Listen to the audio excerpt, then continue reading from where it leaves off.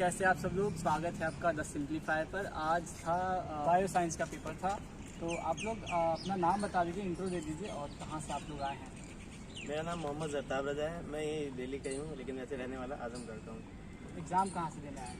Exam तो यहीं local से यहीं पास में है। अच्छा, यही दिल्ली में रहते जी हैं जी, आप? शाहीन बाग।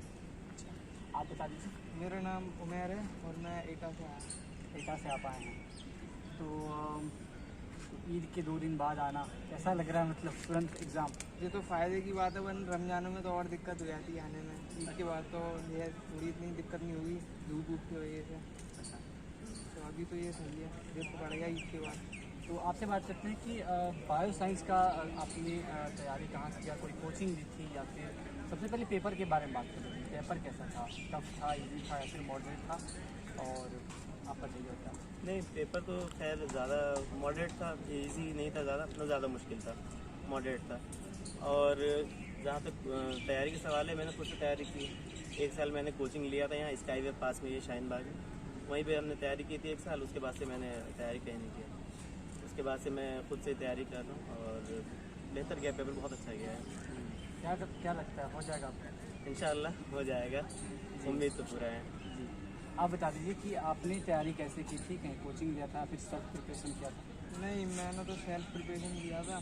और अभी तो क्या नाम है, अभी 12th जो किया था उसके बाद में थोड़ी सी मेरी रह गई थी, जो भी मेरा उसमें हुआ था लॉकडाउन में। 12th प्रमोट हो गए थे बच्चे। अब 11th 12th की जो पढ़ाई रह गई थी तो वो भी कर रहा था, साथ के साथ में जो है सेल्फ के लिए डाल दिया था कि तो कोरोना में आपको बहुत ज़्यादा नुकसान हुआ था। हाँ, क्योंकि 12th में पढ़ाई तो हो नहीं पाई बिल्कुल ही। स्कूल कॉलेज बनते प्रमोट हुए। अब उससे क्या है, पढ़ाई जो 11th 12th का सिलेबस तो आगे भी इसमें भी आता है BSc में। और हर किसी को, जैसे भाई को पेपर मॉडरेट लगा, आपको कैसा लगा पेपर? हर किसी की एबिलिटी वैसी नहीं होती, एक जैसी नहीं होती। आपके लिए कैसा पेपर था? मैंने तो फर्स्ट टाइम दिया, मेरे लिए तो मॉडरेट ही था, क्योंकि थोड़ा बहुत जो है पढ़ा भी था मैंने पहले से ही, तो उस हिसाब से मॉडरेट था मेरे लिए तो। बाकी आपसे बात करते हैं कि कोई अगर इसकी तैयारी करना चाहता है बायो साइंस की, तो क्या टिप्स लेंगे? क्या पढ़े वो, और कहीं कोचिंग हो या फिर किसी यूट्यूब चैनल का भी ऑनलाइन भी आपने बहुत सहारा लिया होगा, तो किस तरह करें? देखिए, ऑनलाइन जो है, ऑनलाइन में MCQ मॉक टेस्ट वगैरह होते हैं, वो बहुत फ़ायदेमंद होता है इसके लिए। पहले तो NCERT की बेसिक मेरे 11th 12th में क्लियर हो गए थे। उसके बाद से मॉक टेस्ट मैंने करने बहुत स्टार्ट किए। नीट के लिए प्रिपरेशन कर रहा था तो उसके लिए मॉक टेस्ट बहुत किए। वो नीट वाला जो सिलेबस है वो बहुत फ़ायदेमंद हुआ है इसमें। कहाँ से आपने मॉक टेस्ट किया था? मॉक टेस्ट में ऑनलाइन NTA की वेबसाइट पे मिल जाएगा, वहाँ भी। और साथ साथ जो है क्या बोलते हैं, बहुत सारे चैनल हैं। और PW से भी किया था, फिजिक्स वाला से भी किया था, तो कुछ मॉक टेस्ट वगैरह किए थे वहाँ से, तो उसी से सब हुआ है।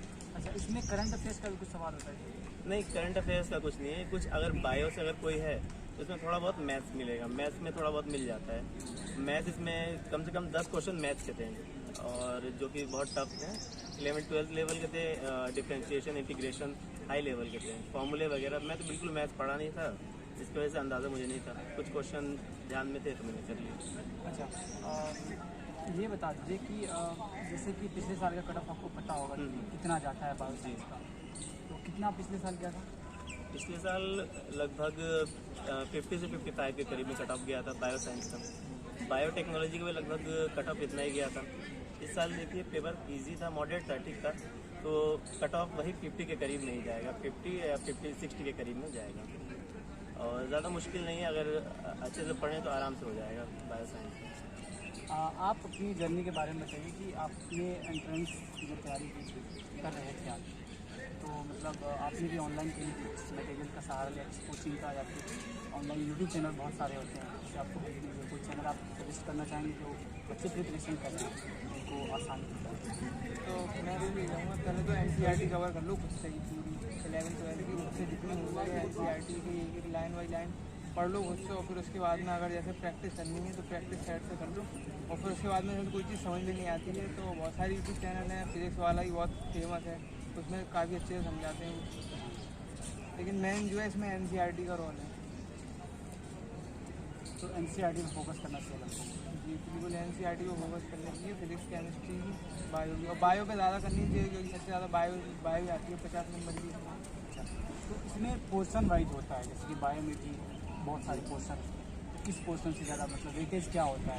भाई ने बताया कि मैथ्स भी होता है, तो मैथ्स की कितनी सवाल होते हैं या फिर बायोलॉजी में कई टाइप के? मैथ्स के लगभग 10 सवाल हैं और 10 सवाल 10-15 के करीब में होते हैं, उससे ज़्यादा नहीं होते। बाकी जो है बायो से जो बायोटेक्नोलॉजी वाला पार्ट आ जाता है, जो इम्यूनिटी वगैरह का जो पार्ट आता है वहाँ से ज़्यादा आता है। और बायो पढ़ने का तरीका बहुत बच्चों को ये है कि बायो सिर्फ उसको एक बार पढ़ेंगे क्वेश्चन करेंगे, नहीं, उसको बार बार थोरोली कम से कम 2-3 बार रीड करना है। एक चैप्टर पढ़ लिया तो एक चैप्टर को 2-3 बार रीड करें। तो पहले बार में तो रीडिंग होता है नॉर्मल, दूसरी बार में हल्का फुल्का समझ में आता है और तीसरी बार में अच्छे से डेप्थ में आने लगता है समझ में। तो ये रीडिंग क्वालिटी अगर डेवलप करते हैं अगर बच्चे, तो उससे ये होगा कि बच्चों में कॉन्फिडेंस भी आएगा, साथ में बेसिक कॉन्सेप्ट क्लियर होंगे, खुद ब खुद होंगे। कोई टीचर की ज़रूरत नहीं पड़ेगी।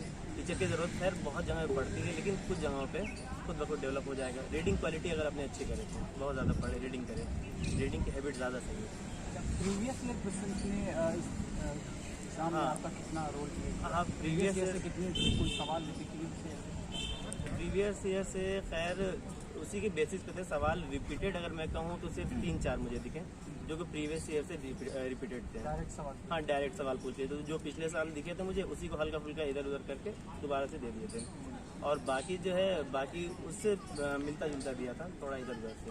तो प्रीवियस ईयर आपने कितने साल के मतलब कर लिए थे? मैंने प्रीवियस ईयर बोर्ड के प्रीवियस ईयर के जो पेपर थे वो मैंने बहुत सारे किए थे, जिसकी वजह से मेरे कॉन्सेप्ट क्लियर हो गए थे।